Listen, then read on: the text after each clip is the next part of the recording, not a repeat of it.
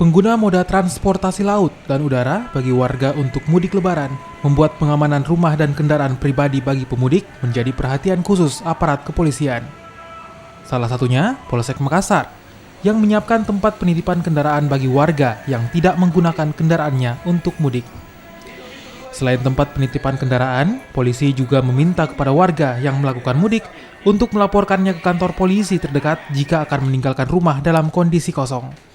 Ini dilakukan agar petugas dapat memantau dan melakukan patroli. Kapolsek Makassar Kompol Kodrat mengatakan menyiagakan patroli sabara bermotor selama 24 jam dan dilakukan secara bergiliran.